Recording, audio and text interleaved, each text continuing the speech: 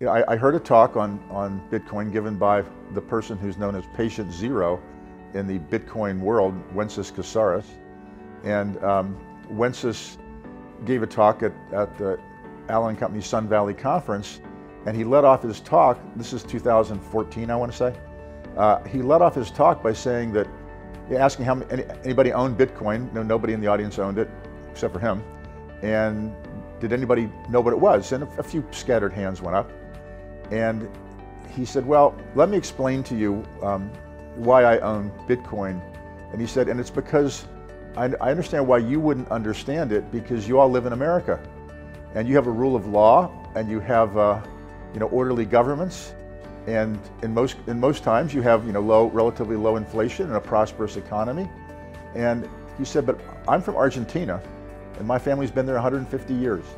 And we've been wiped out 4 separate times by the Argentinian government, seizing our assets, nationalizing the banks, inflating us out with hyperinflation. And he said, so Bitcoin can't be touched by the government.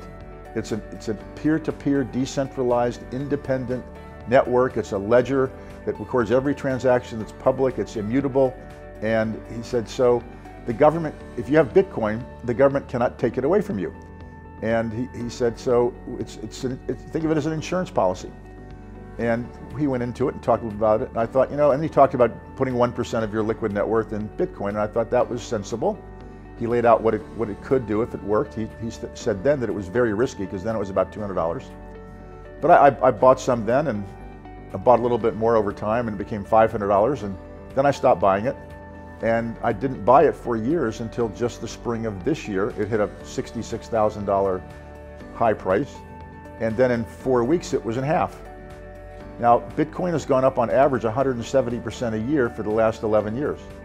Now, but that's not every year, it's just an average. It's gone down 3 different times by more than 80%. So that is, a very volatile and therefore very dangerous, especially if you're levered, as you can be if you're on some of these exchanges that'll loan you 50 to 1 on your Bitcoin. But each time it's been stopped at around the low 80s level, and it's come back. And this time I started buying it again at $30,000, down from 66. And my reasoning was, there's a lot more people using it now. There's a lot more money going into it in the venture capital world. There are a lot of people who are skeptics who are now at least trying it out. And I thought maybe 50% is a good stopping point for it. But if it goes back down to 80 or 85, I'll buy it all the way down. Well, it did stop right around 50%, and it slowly started its way back up again. But I bought a fair amount at the $30,000 range, and have been adding to various Bitcoin-related investments since then.